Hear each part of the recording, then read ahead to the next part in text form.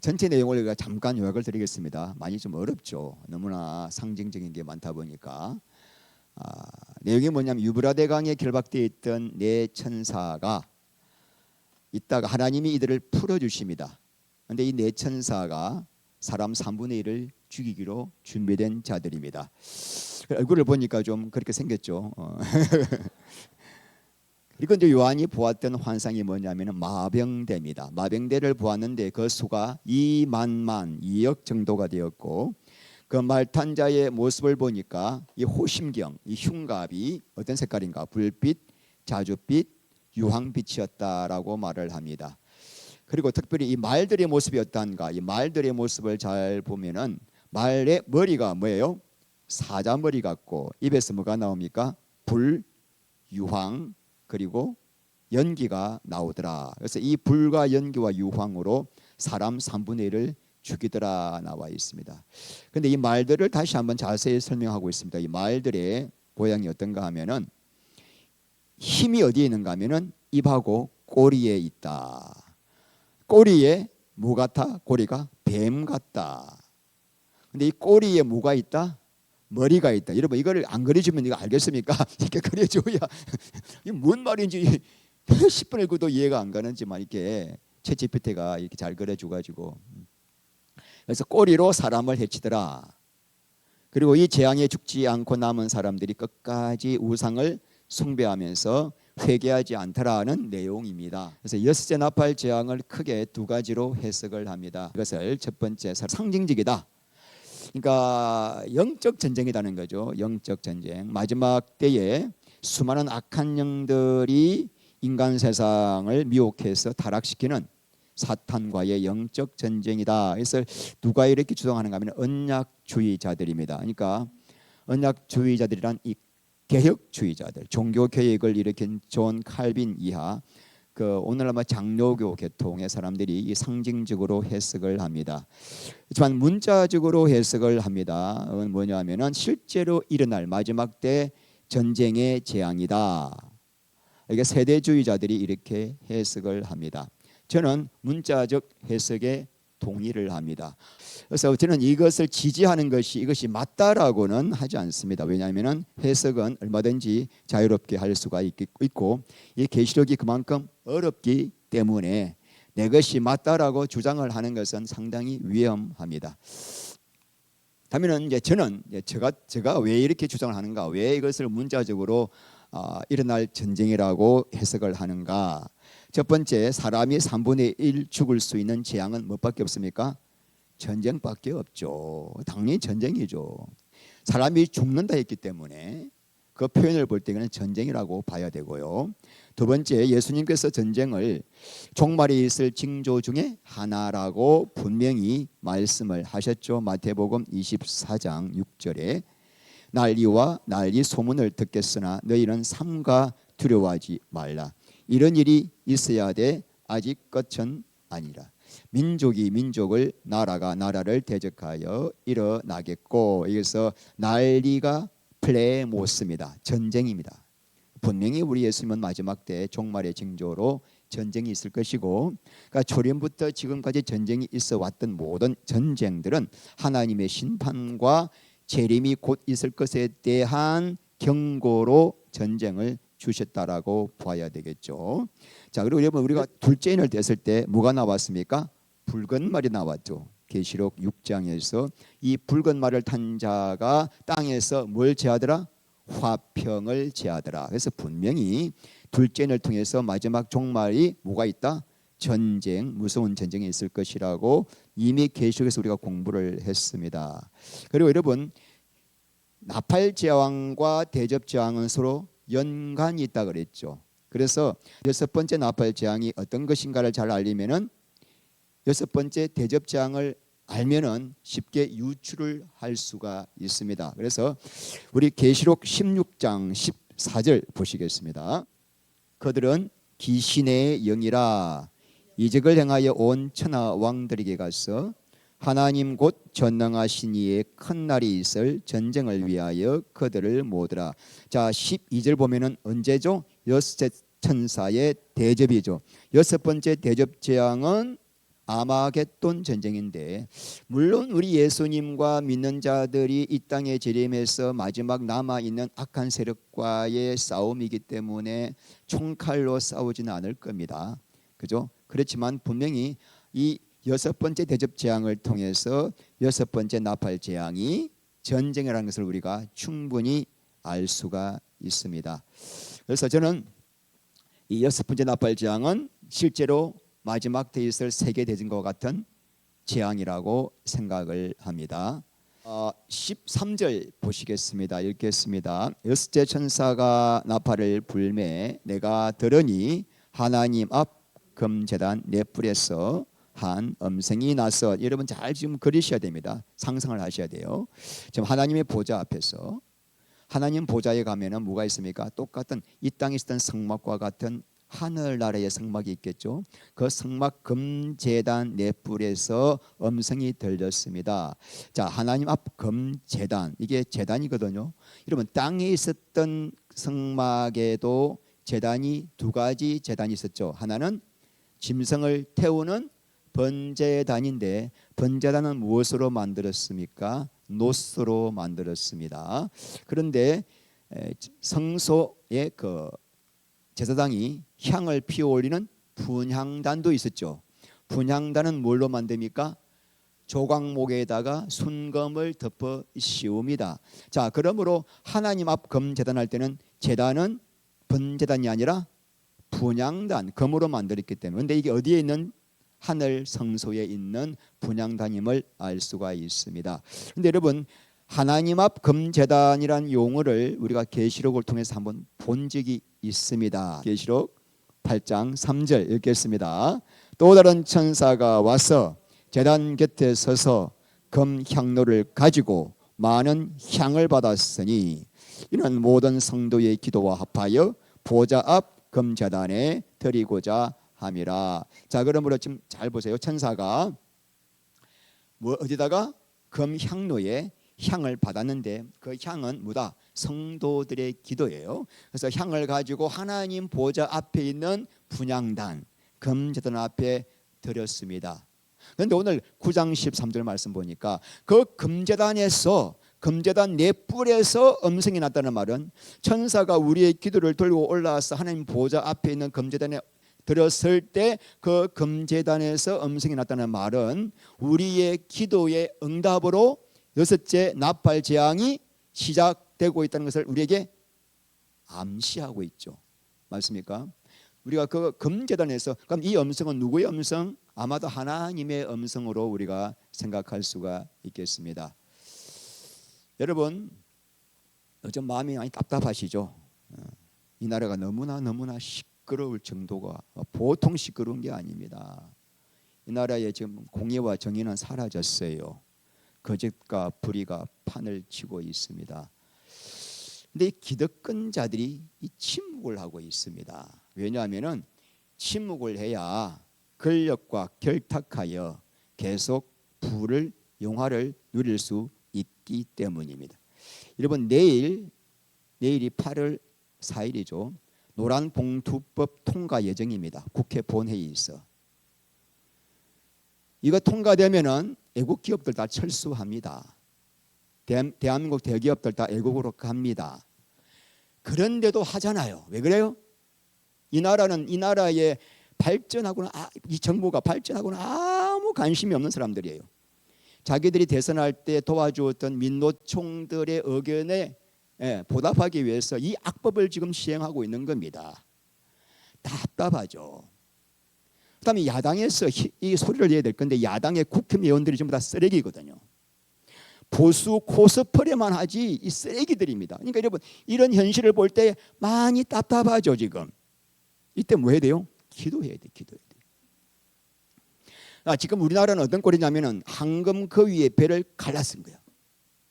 열어보니까 뭐요? 거위가 죽었어. 황금이 없는 거예요. 이런 무식한 일을 하고 있는 사람들이 위정자들입니다. 그러니까 여러분, 나라가 앞으로 점점 어렵고 캄캄해질 것을 여러분들이 알고는 계셔야 돼요. 그래야 기도하죠. 당장 내 입에 밥 들어간다고 이 현실을 외면하는 사람들은 비겁한 자들이잖아요. 지금 하나님과 대적하는 대적하는 저 북한 세력, 가장 세계에서 가장 하나님을 대적하는 최고의 이단 종교잖아요. 그들과 함께 평화를 유지하겠다고 그들과 손을 잡는 것, 이건 하나님을 배신하는 행위거든요.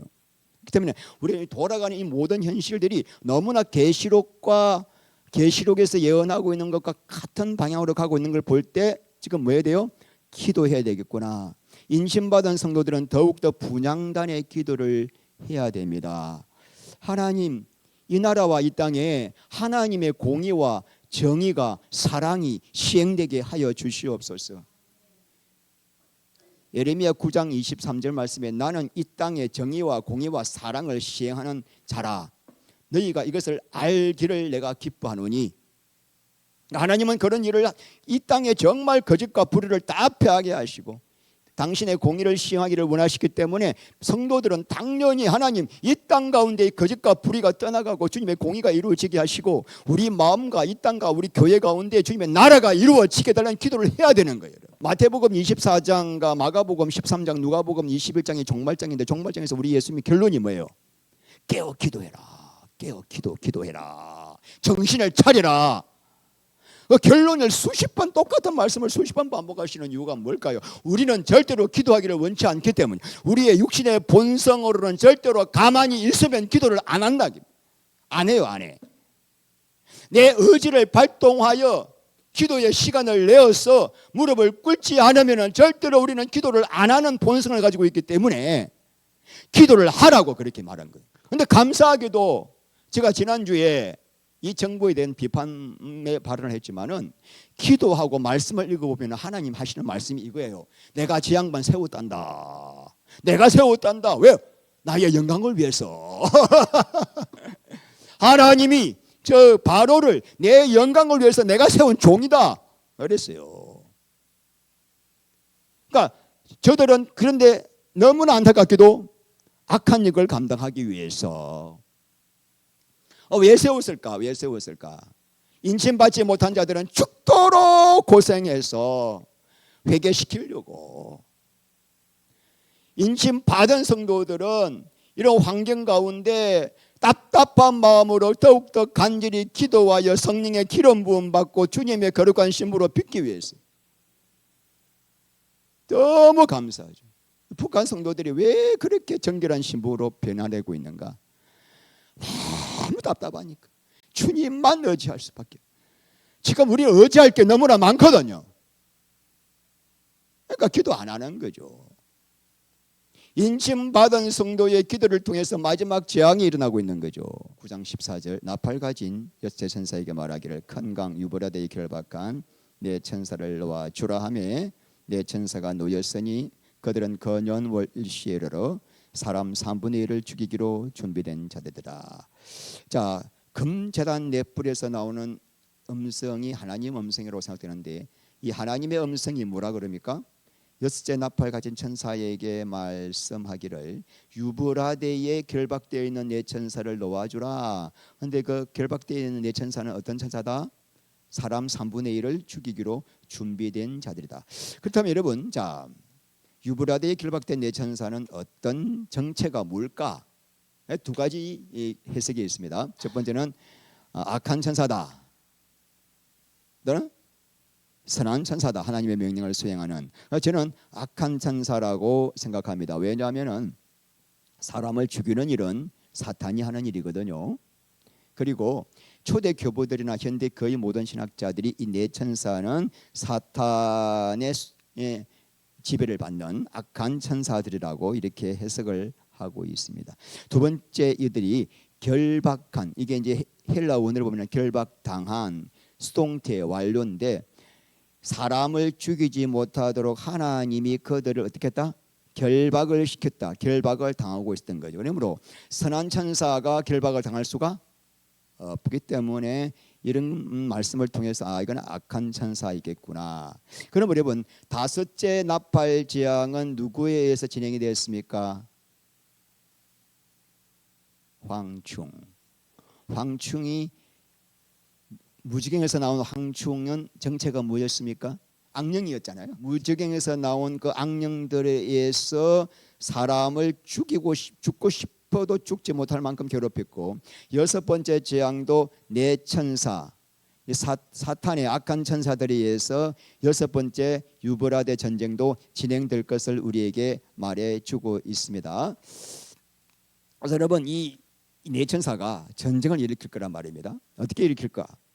이 세상에 있는 정치 지도자들, 세상 왕들의 마음속에 들어가 가지고 그들의 마음을 미혹하고 서로가 서로를 죽이고 싶도록 미워하는 마음을 일으켜서 미치게 만들어서 핵폭탄을 누르도록, 그렇게 전쟁을 일으키도록 그들이 부추길 것입니다. 자, 오늘 보면은 이 천사를 놓여주는데, 천사는 어떤 자냐? 년, 월, 일시에 뭘 한다? 사람 3분의 1을 죽이기로 예비한 자다. 그가 뭐죠? 정관사죠. 그러니까 하나님께서는 마지막 전쟁이 일어날 시간, 년, 월 시간까지 다 정해놓았고, 그리고 거기에 어떤 자가 죽을 것까지 다 정해놓으셨고, 그리고 그들이 죽을 시간까지 하나님이 다 정해놓으신 거예요. 그러니까 이 인간 역사의 시간표가 하나님의 계획에 의해서 한치의 오차도 없이 지금 진행되어 가고 있는 걸 아시겠습니까? 이 구원이란 뭡니까?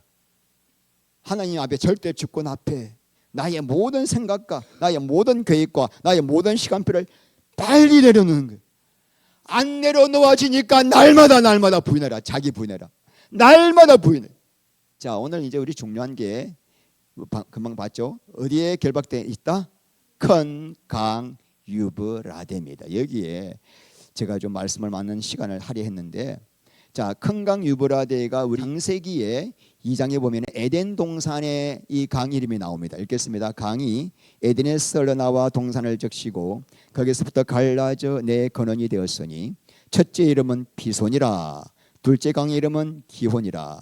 구스 온 땅을 둘렀고, 셋째 강의 이름은 히데겔이라, 아수로 동쪽으로 흘렀으며, 넷째 강은 유브라데더라.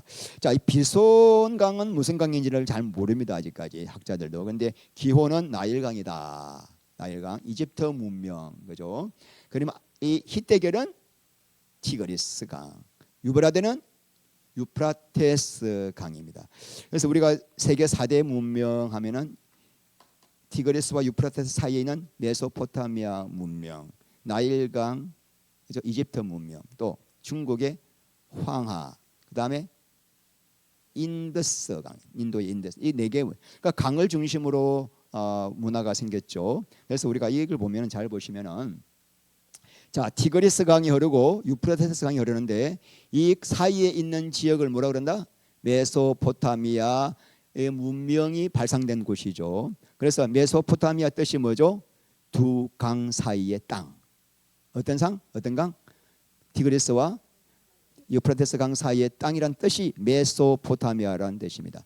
그래서 여러분, 유프라테스 강이 어디서부터 흐르는가 하면 터키 동부 아르메니아 고원에서부터 발원해서 이게 내려오다가 터키를 거쳐서 그 다음에 어디? 시리아. 제가 표시해놨죠? 표시 보이시나요? 시리아. 그래서 그다음 어디로?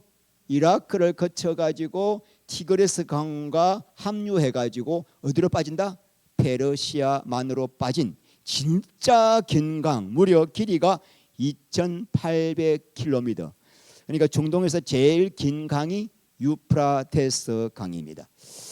근데 여러분, 자, 이 큰 강 유브라테스 강이 어떤 의미로 받아들였을까? 당시의 독자들에게, 이스라엘 사람들에게 유프라테스 강에 결박된 천사를 놓아준다는 이 의미가 어떻게 받아들여졌을까? 여러분, 구약을 보면 이스라엘이 우상 숭배할 때마다 하나님께서 쓰신 나라가 있습니다. 어떤 나라죠? 자, 이스라엘이 빨간색으로 했습니다. 이스라엘이 우상 숭배할 때마다 하나님께서 아시리아, 아수르죠. 또 바사가 페르시아입니다. 갈대아는 바벨론, 이런 나라들을 통해서 하나님이 몽둥이로 쓰신 거죠. 그래서 이스라엘이 우상 숭배하면은 갑자기 이 나라들을 막 흥왕케 해서 강대국으로 만드셔가지고 이스라엘을 침공했습니다. 근데 이스라엘을 침공할 때마다 꼭 건너야 하는 강이 있습니다. 무슨 강? 한강? 유프라테스 강을 반드시 건너야 됩니다. 그러므로 유프라테스 강 자체가 하나님이 이스라엘을 심판할 때 쓴 대적을 의미하는 경우가 많았습니다.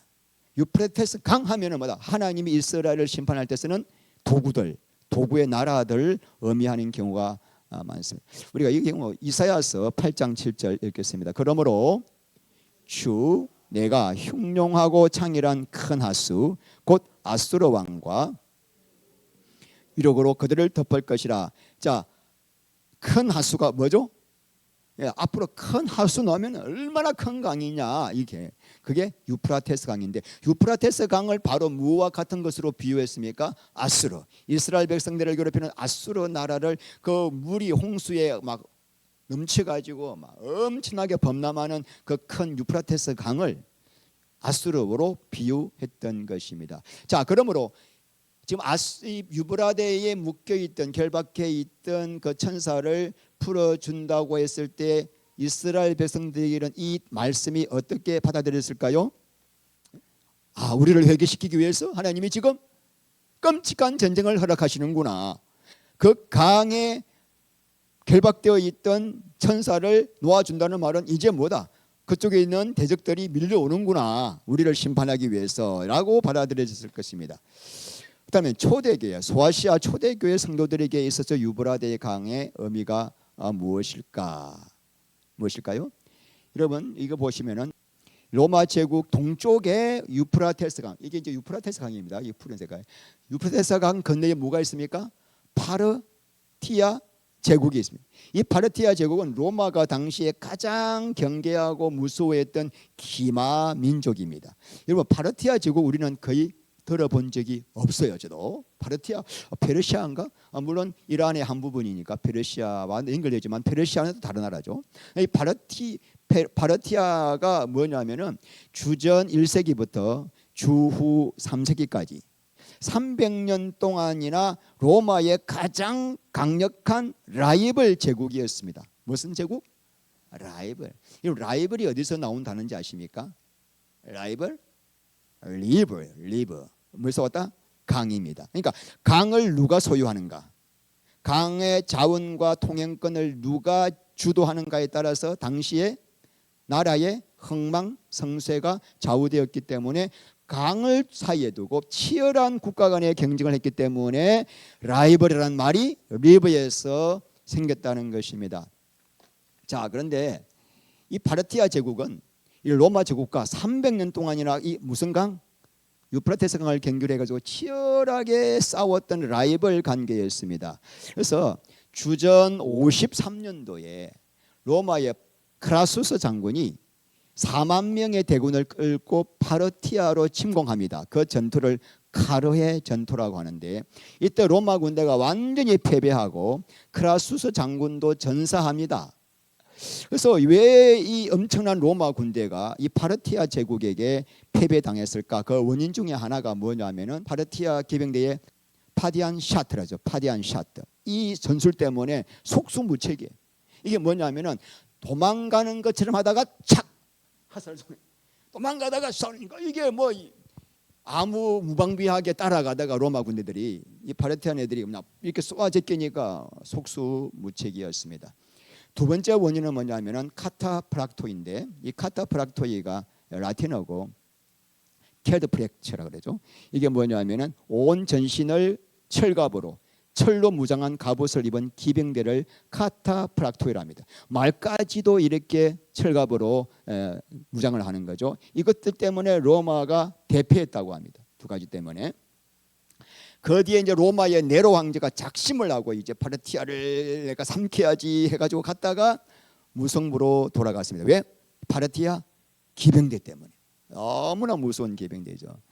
그래서 파르티아 군인들이 유프라테스 강을 건너온다 그러면 뭐요? 로마 사람들은 벌벌벌 떠는 거예요. 아이고, 이거 큰일 났다. 이 정도. 그러니까 그들에게 이게 유프라테스에 대한 개념이라고 할 수 있습니다. 자, 그러므로 소아시아에 살고 있는 초대교회 성도들이 이것도 하나 볼까요? 이런 모습으로 그냥 하니까 로마 군대가 백전백패하는 거죠. 자, 그래서 초대교회 성도들이 여러분, 자 오늘 본문 봅니다. 잠깐 그 9장에 초대교회 성도들이 14절에 9장 14절에 큰강 유브라데 보셨습니까? 자 그다음 16절 마병대, 17절 말, 그 위에 탄 자들, 그리고 그들이 입고 있는 호심경, 이런 것들을 보는 순간에 무엇이 생각났을까요? 그 무시무시한 파르티안 기병대들이 말 타고 막 쳐들어오는 모습이 연상되었을 것입니다. 그래서 막 심장이 뛰고 막 두려움이 엄습했을 것입니다. 그러므로 초대교회 성도들, 특별히 소아시아 이 1차 독자들은 유브라데에 결박된 천사들을 놓아준다는 말은 유브라데 강 건너에 있는 파르티아 제국들이 지금 쳐들어온다. 하나님이 전쟁을 통해서 이제 이 나라를 심판하신다는 개념으로 이 말씀을 읽었을 것이라고 저는 생각이 되는데 동의하시나요? 자, 세 번째, 우리에게는 어떤 의미가 있습니까? 오늘날 우리에게 이 파르티아 제국을 통해서 끔찍한 징계의 심판이 시작되는구나. 자, 오늘 우리에게 있어서의 이 유프라테스 강 하면은 뭐가 떠오르죠? 세계의 화약고, 그죠? 화약고 중동이 떠오르지 않습니까?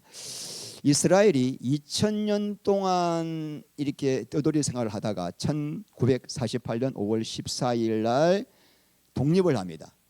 독립을 하면서 그때부터 유프라테스 강 자체가 전쟁터로 바뀌어 버립니다. 세계 최고의 전쟁터가 되어 버립니다. 그래서 이스라엘이 독립한 다음에 지금까지 4번의 중동 전쟁이 일어났죠. 지금도 일촉즉발의 위기 가운데 있습니다. 이스라엘 지도를 보면은 이스라엘이 조그마한 나라인데 우리나라의 10분의 1밖에 안 됩니다. 한반도에. 그 조그만 나라. 그런데 그 주위를 둘러싸고 있는 나라들이 전부 다 이슬람 국가예요.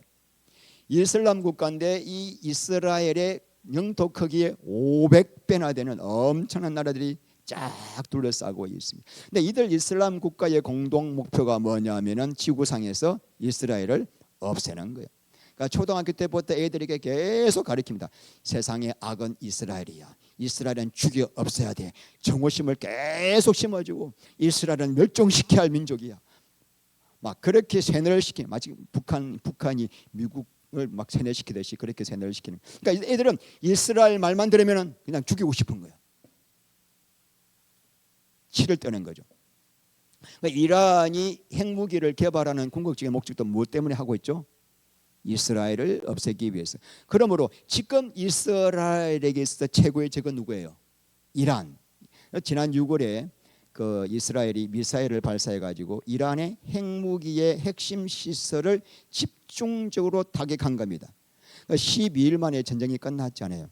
휴전 상태입니다. 그렇지만은 앞으로 언제 다시 전쟁이 일어날지 몰라요. 그러니까 가장 유력한 전쟁 발발지가 어디예요? 유프라테스 강이라고 볼 수 있습니다. 그래서 저는 오늘 이 본문을 유프라테스 강을 중심으로 일어날 세계 대전으로 해석을 하는 것이 맞다라고 저는 보는 것입니다. 이란이 지금 핵 개발을 엄청 했는데 지금 이번에 미군과 이스라엘이 공격했을 때 핵 개발 시설이 파괴되는지에 대한 여부는 아직까지 우리가 잘 알 수가 없습니다. 그런데 이 이스라엘이 핵 개발할 때 가장 큰 공을 세워준 게 누구예요? 북한. 이 이란이 이스라엘과 전면전을 하지 않고 이때까지 어떻게 했느냐면은 테러 집단을 양성해서 테러 집단을 도와줬거든요. 가자 지구의 하마스, 그리고 그 레바논의 헤즈볼라, 이들에게 계속 이들에게 물자를 대어줘 가지고 이스라엘을 공격한 거예요. 그런데 이 북한이 또 이 헤즈볼라와 하마스에게 또 무기를 대어주는 거예요. 무기를 팔아먹는. 그러니까 이 북한과 이란은 뗄래야 뗄 수가 없는 너무나 깊은 관계에 있고, 그리고 이란과 지금 중국이 아주 깊은 밀월 관계에 있습니다. 그래서 앞으로 3차 대전이 일어난다고 한다면 결국은 중동의 이란과 그리고 북한과 그리고 중국과 러시아와 터키가 지금 완전 돌아서 이슬람으로, 그러면서 그쪽이 동맹을 맺게 되고 한쪽은 이스라엘을 중심으로 일본, 영국, 프랑스, 독일, 그리고 대한민국 그렇게 해서 전쟁이 일어나지 않을까라고 추측을 하는데 시간상 빨리 넘어가겠습니다. 자, 16절 읽겠습니다. 마병대의 수는 2만만이니 내가 그들의 수를 들었노라. 자, 2만만 하면은 상징적으로 본다면은 일단 헤아릴 수 없이 많은 숫자구나. 근데 여러분 각주 봅니다. 여러분 성경책에 2만만 했을 때 밑에 숫자 나와 있죠. 각주. 조그막 나오죠. 뭐라 나와 있습니까? 2억 나와 있죠. 예. 2만의 만들이니까 만들이 2만 개 원어로 보면 그러니까 2억으로 해석할 수도 있습니다. 그래서 앞으로 있을 이 국제 전쟁은 2억 정도의 군대가 투입될 전투라고 저는 그렇게 개인적으로 생각하고 있고 2억 정도의 군인을 투입할 나라는 중국밖에 없습니다. 중국은 반드시 이 전쟁에 투입될 것이라고 봅니다.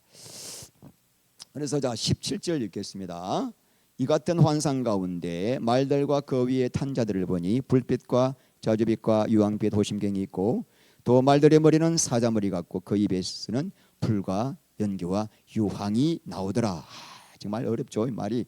자, 말들과 그 탄 자들 기마병들이죠. 기마병들을 보니까 기마병들이 호심경, 이게 흉갑이죠. 흉갑을 입었는데 그 흉갑의 빛이 뭐예요? 불빛, 자주빛, 유황빛이었다. 근데 자주빛이란 제가 찾아보니까 그 유황 연기 같이 거무스름한 청색입니다. 연기 색깔이 연기 색깔. 그런데 그들의 말들의 머리는 사자 같고 입에서는 뭐가 나온다? 불과 연기가 유황. 그래서 이번 불빛과 불이 연결되죠. 자주빛이 연기 색깔입니다. 연결되죠. 또 유황빛은 유황과 서로 짝을 맞추고 있습니다. 그래서 이들이 호심경을 갖고 있다. 호심경은 심장을 보호하는 기구잖아요. 마음을 예표한다고 할 수 있겠죠. 자, 말을 탄 자들은 누굴까요? 전쟁을 수행하는 군인들이라 볼 수 있겠죠. 말은 뭘까요? 말은 그 전쟁을 수행하도록 뒤에서 부추기는 악령들이라고 생각할 수 있겠죠. 그래서 악령들의 입에서 뭐가 나와요? 불, 연기, 유황. 이 불, 연기, 유황의 그 기름 부음을 그대로 받아가지고 누가? 군인들이 그 정치 주자들이 받아가지고 이런 그 악한 세력의 힘을 받아서 전쟁을 한다라고 제가 한번 해석을 해봤습니다. 하도 이게 어려워요. 이 부분이 어려워가지고. 근데 여러분 불과 연기와 유황은 어떤 모습이 연상됩니까? 유황불이 타오르는 모습이죠. 근데 성경에서 여러분 유황은 하나님의 심판을 상징합니다. 그래서 소돔과 고모라 그 동성애 때문에 하는 것은 하늘에서 유황이 비 오듯이 내리셨죠. 그리고 하나님을 거역하는 자들이 마지막 가는 곳이 어디입니까? 불과 유황으로 끓는 지옥이죠. 그래서 이 유브라데 전쟁은 끝까지 하나님을 거역하고 대적하는 인간들을 심판하기 위한 하나님이 허락하시는 전쟁이라고 볼 수가 있습니다. 자, 그런데 유황을 제가 연구해 보니까 유황은 화약을 만들 때 아주 필수적인 존재라고 합니다. 그래서 불과 연기와 유황은 연구해 보니까 핵 폭탄이 폭발할 때 딱 그 모습을 연상을 시켜달라고요. 불, 연기, 유황. 그래서 유브라데 전쟁은 이 모습을 통해서 앞으로 핵 전쟁이 될 것으로 생각을 합니다. 이 핵무기를 사람은 자기를 지키려고 만들었지만은 하나님은 결국은 우리를 멸망시키기 위한 도구로 쓰시는 거죠. 여러분 요한 당시에 무기가 해봤자 뭐죠? 뭐 기병대, 칼, 활, 창 이거잖아요. 그러니까 요한으로서는 이 핵무기라는 단어를 쓸 수가 없는 거죠. 기껏해야 뭐 활, 칼, 기병대를 썼는데 만약 요한이 지금 이 시대에 환상을 보고 계시록을 쓴다면 어떻게 썼을까요? 이거 대신에 ICBM, 드론, 탱크, 장갑차, 핵미사일, 탄도미사일 그런 거 썼겠죠? 헬리콥터, 할렐루야.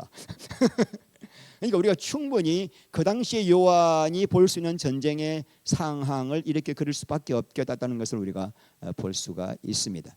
자, 18절 읽겠습니다. 이 세 재앙 곧 자기들 입에서 나오는 불과 연기와 유황으로 말미암아 사람 3분의 1이 죽임을 당하니라. 사람 3분의 1이 이 지구상에 있는 전체 인구 중에 3분의 1이 죽을 수도 있겠고 전쟁에 참여하는 사람들 중에서 3분의 1이 죽을 수도 있다는 두 가지 해석을 저는 열어놓습니다. 분명히 나와 있지 않기 때문에 하여튼간에 이 전쟁으로 말미암아 분명히 엄청난 사람이 죽을 것을 우리에게 알리고 있습니다. 자, 19절 읽겠습니다. 이 말들의 힘은 꼬리에 있으니 꼬리는 뱀 같고 또 꼬리에 머리가 있어 이것으로 해하더라. 이 우리나라 말에는 이렇게 나와 있지만 헬라어를 보면은 이 말 앞에 접속사 가르가 있습니다. 가르, because. 왜냐하면은 왜 3분의 1이라는 이런 엄청난 수가 죽느냐면은 왜냐하면은 그 이유를 설명하고 있습니다. 이 말들은 힘이 어디에 있어요? 입에 하고 꼬리에 있어요. 입에 있는 건 이해가 가는데 꼬리에 있는데 그 꼬리를 설명하고 있습니다. 꼬리는 뭐 같고 꼬리에 또 뭐가 있다? 머리가 있는데 이 머리를 가지고 사람을 해하더라. 그러므로 이 말의 결론적인 뭐냐면은 사람들의 3분의 1이 죽을 수 있는 그 비밀이 뭐냐면은 꼬리에 힘이 있는데 꼬리에 입이 있어. 이 꼬리를 통해서 사람이 죽는다 이 말이에요. 이 꼬리에 비밀이 있는 거죠. 꼬리의 비밀. 제가 아까 지난주도 꼬리가 뭐냐? 이사야서 9장 14절 15절 꼬리는 거짓 선지자라. 그러니까 근데 거짓 선지자라는 걸 알 수 있는데 그 꼬리가 뱀 같다 하면은 뱀은 계시록 12장 9절에 옛뱀 곧 마귀요 사탄이라는 자. 그러니까 요한계시록에 뱀 하면 우리는 뱀으로 보면 안 되는 거예요. 상징이니까. 그러므로 이 거짓 선지자들은 사탄의 영을 받아서 뭐한다? 사탄의 종노릇을 할 자들이다. 여러분 그냥 선지자가 아니고 왜 거짓 선지자 했을까? 그러니까 선지자인데 거짓이에요. 그러니까 이 사람들이 겉으로 볼 때는 뭐다? 목사예요, 전도사예요, 교황이에요, 신부예요. 겉으로는 하나님을 믿는 하나님의 종들의 모습이에요. 근데 실제로는 누구의 지시를 받고 있다? 사탄의 영을 받아가지고 사탄의 개노릇을 하는 거예요. 그래서 여러분 우리가 이제 17장 18장에서 볼 건데 이 거짓 선자들은요 혼자 조용히 이렇게 성도를 모아놓고 복음을 전하지 않습니다. 복음 전거는 뒷전이에요. 다니면서 정치예요, 정치.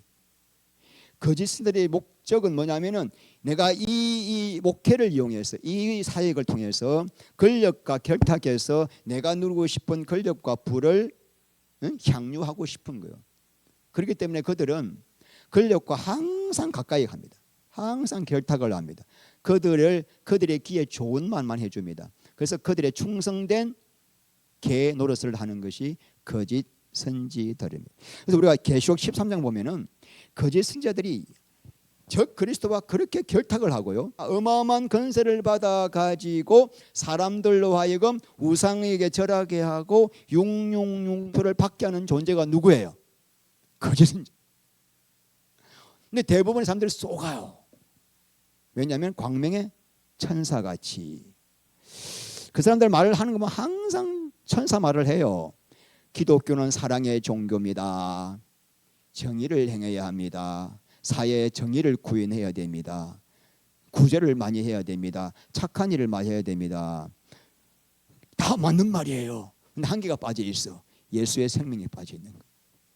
그러니까 다 넘어가. 저 교회는 저런 간다더라. 와 좋은 교회다. 우리 교회 이런 거 합니다. 맨날 선전은. 그런데 그 예수가 빠져 있어. 십자가에서 예수함 죽고 산 생명의 복음은 빠져 있어. 그런데 그게 너무나 우리의 율법적인 인간에게는 그 교회가 진짜 좋은 교회 같이 보여요. 그래서 환호를 하고 매스컴에 뜨고 막 그러는 거죠. 근데 이제 눈이 열린 사람은 그걸 알죠. 분별이 되는 거죠.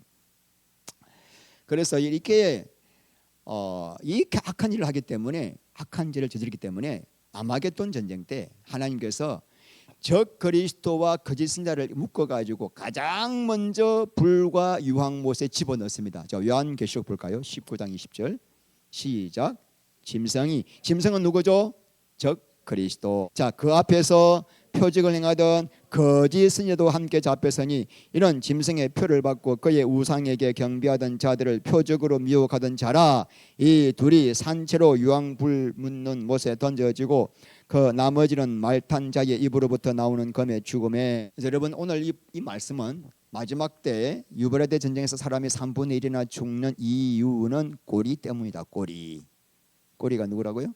거짓 선지자들이 때문인 것을 암시하고 있습니다. 그래서 우리가 지금도 종교 통합을 이루고 모든 종교에 구원이 있다. 이 지금 종교 때문에 세상이 다 전쟁하고 있지 않느냐. 우리는 하나가 되어야 한다. 가톨릭도 구원이 있고 이슬람도 구원이 있고 불교도 구원이 있다 하면서 종교 통합을 이루는 자들, 종북을 외치는 자들 다 뭐요? 앞으로 이런 자들의 권력과 야합해서 수많은 악행을 저지를 것을 보게 될 것입니다. 자, 20절 말씀 읽겠습니다. 이 재앙에 그 남은 사람들은 손으로 행한 일을 회개하지 아니하고 오히려 여러 귀신과 또는 보거나 듣거나 다니거나 하지 못하는 금, 은, 동과 목석의 우상에게 절하고 또 그 살인과 복술과 음행과 도둑질을 회개하지 않. 이게 재앙이라고 나와 있는데 오늘 보는 재앙들 복수입니다. 그러므로 다섯 번째 황충의 재앙, 여섯 번째 유프라테스 전쟁, 이 두 재앙에 죽지 않고 살아남은 자들이 뭐하지 않는다? 회개하지 않는다. 그러니까 하나님께서 이 사람들을 회개시키기 쉽게 시키려고 마지막 카드 두 개를 쓰시는데 인간을 회개시키는데 실패한다는 거예요. 참 기가 막히죠. 무용지물이다. 그래서 우리가 중요한 교훈을 배울 수가 있습니다. 하나님께서 아무리 인간을 회개시키려고 구원하고 시키려고 해도 하나님을 거역하는 인간의 자유의지를 억지로 꺾을 수는 없다. 이 강팍한 인간의 마음을 하나님이 강제로 열어서 회개는 못 시킨다. 그래서 여러분, 그러니까 이 끝까지 이 하나님의 사랑을 거부하는 사람들에게 남아 있는 게 뭐죠? 남아 있는 게 일곱째 나팔재앙, 대접재앙, 그리고 유황, 불못, 심판. 그래서 이런 말씀을 통해서 우리에게 지금 뭘 암시하고 있는가? 하나님은 끝까지 우리를 회개시키기를 원하지만은 이 회개하지 않은 자가 마지막 유황 불못에 들어갈 수밖에 없는 심판의 정당성을 말하고 있습니다. 왜 하나님이 지옥을 만들어 가지고 왜 우리를 만들어 가지고 막 그러잖아요. 전도하면 이해가 안 간다. 지옥은 없어. 지옥은 우리에게 착하게 살아라고 방편이야. 방편이라는 불교 용어인데 부처님이 지옥과 천국이 없는데 착하게 살려고 만들었다. 이게 방편인데 이 천국과 지옥을 방편으로 해석하는 거예요. 지옥은 있습니다. 우리 예수님이 가장 많이 지옥이라는 단어를 썼거든요. 복음서에서 가장 많이 예수님이 게헨나 쓰셨잖아요. 그렇게 갈 수밖에 없는 저 악랄한 저 죄인들을 보십시오. 끝까지 회개하지 않은 자에게 남아 있는 건 뭐예요? 마지막 지옥밖에 없다라는 것을 우리에게 지금 말씀을 하고 있습니다. 말씀을 맺겠는데 오늘 우리가 여러분 하나님께서 오늘 이 말씀을 주셔서 뭘 깨달았습니까? 마지막 때 전쟁이 일어나구나. 어디 가서 피할까? 어디가 가야 안전할까? 유브라데스에서 멀리 가야 되겠구나. 떨어져 있으니까 돈을 얼마나 준비할까? 여기 고래산에 와야 될까? 이런 생각나면은 헛배운 거예요. 하나님께서 우리를 구원하신 목적을 항상 놓치면 안 됩니다. 저도 이 목적을 매일 하루에 몇 번씩 되뇌이는 거예요. 왜냐하면 놓치면은 나도 모르게 육 따라 살아가니까요. 육신 따라 살아가니까. 하나님이 우리를 구원하시는 목적은 한 가지입니다. 하나님과 화평의 관계를 이루기 위해서. 하나님과 사랑의 관계를 이루기 위해서. 그러니까 구원이란 뭐죠? 하나님과의 사랑의 관계를 회복하는. 어느 정도 사랑? 마음과 뜻을 다하여 내 전 존재를 다 드리는 그런 사랑인데 여러분 하루 종일 사시면서 내가 하나님을 마음을 뜻을 다하여 사랑해야겠다는 그런 마음을 가지고 기도를 많이 하시죠. 안 한다고. 그러니까 잘 안 된다니까. 이게 바빠가지고 뭐 하루 살다가 보면 뭐 하고 있는 사람. 이게 우리 인간입니다. 그런데 하나님께서는 결국적으로 우리가 하나님과의 관계를 회복하면은 뭐가 회복되는가? 그때 성령으로 말미암아 그리스도의 사랑이 우리 마음에 부음바되어 사람을 사랑할 수가 있는. 그러니까 하나님을 사랑하면은 은혜와 평강이 주어지지만 그 은혜와 평강을 실제가 되고 누리게 되는 것은 눈에 보이는 형제를 사랑하고 섬길 때 그 사랑이 완전하게 되는 거예요. 자, 그래서 인침받은 성도는 왜 5번째, 6번째 재앙이 넘어가는가? 하나님과의 관계가 화목하게 되고 사람과의 관계가 화목하게 되니까 뭐가 사라졌다? 내 안에 전쟁이 사라졌기 때문이에요. 내 안에 전쟁이 사라지니까 마귀가 내 안에 틈을 탈 수가 없습니다. 전혀 주파수가 안 맞았거든. 지금 내 안에 막 시기질투 미움, 나만 보면은 험담하고 뒷담화치고 남 없을 때 마귀가 완전히 너는 나의 자녀다 하면서 코드가 너무 맞으니까 쏙 들어와 가지고 그 사람으로 하여금 전쟁의 재앙으로 인도하는 거죠. 인침받았으니까 마귀로부터. 그런데 이 구원받은 자는 어떻게 됩니까? 완전히 하나님과 화평, 사랑과의 화평을 이루면서 내 안에 선악과의 그 저주가 끝났기 때문에 사탄이 건들 수가 없는 거예요. 우리 안에 전쟁이 끝났기 때문에. 그러니까 전쟁이 있는 자에게 뭐가 필요해요? 6번째, 나팔, 재앙. 그래서 이 놀라운 하나님의 사랑이 내 안에서 이루어지고 실천하는 곳이 어디예요? 교회예요. 교회 공동체예요. 사탄이 음부의 권세가 해할 수 없는 곳, 이것이 바로 교회입니다. 그래서 여러분, 오늘 말씀을 통해서 우리가 이 유브라데 전쟁이 진짜 나와 상관이 없는 말씀이 되려고 하면은 뭐가 필요하다? 하나님과의 관계. 늘 기도와 말씀을 통해서 관계가 이루어져요. 그러니까 지금 우리가 이 말씀을 통해서 우리가 나는 진짜 내 마음의 전쟁이 끝나고 이 유브라데 전쟁과 상관이 없는 자가 되었는가? 늘 주님과의 관계를 회복하기 위해서 여러분 꼭 기억하십시오. 빌립보서 2장 5절 말씀에 너희 안에 이 마음을 품으라 곧 그리스도 예수의 마음이니. 여러분, 품으라 이 말은 명령이죠. 가만히 있다고 그리스도의 마음이 오지 않는다는 거죠. 의지적인 노력을 하라는 거죠. 그런데 인침받지 못한 자, 구원받지 못한 자는 이 말이 율법으로 들립니다. 왜냐? 성령이 안 계시기 때문에 구원의 예수의 마음을 품을 수가 없습니다. 이건 완전히 죽는 말씀이에요. 그런데 인침받은 자는 그 안에 성령이 계시기 때문에 이 말씀이 생명의 말씀으로 들려와가지고 자유 의지를 가지고 말씀을 가지고 품을 수가 있어. 예수의 마음을 품으면서 내 안에서 주의 나라가 이루어지는 거죠. 나라가 이루어져요. 그래서 계속 품으라 말은 뭐죠? 매 순간순간 내 안에 예수의 마음을 품고 주님과 화목을 이루면서 내 눈에 보이는 모든 사람은 내가 사랑하고 섬길 대상이라는 것을 계속 잊지 말고 내가 기억을 할 때마다 내 안에 천국이 이루어지는 거예요. 그때부터 막 기쁨이 넘쳐요. 보는 사람마다, 여러분 길거리 지나가다가 누구 봐도 저 사람은 내가 사랑할 사람이다, 내가 섬길 사람이다, 이렇게 보십니까? 저런 게 다 있나? 이렇게 보십니까? 저 사람은 왜 저런 옷을 입고 있나? 아유, 머리는 왜 저렇고? 아유, 이렇게 판단하십니까? 그 사람은 마귀와 가까운 사람이에요. 볼 때마다 저 사람이 하나님께서 보내신 내가 사랑할 사람이구나. 이게 그리스도의 마음을 품는 거예요. 계속 이렇게 해가지고 우리는 주님의 영으로 충만해서 이 유브라데 전쟁과는 상관이 없는 사람이 되기를 바랍니다. 기도합니다. 하나님 감사합니다. 우리에게 유브라데 전쟁을 통해서 내 안에는 전쟁이 없는가 돌아봅니다.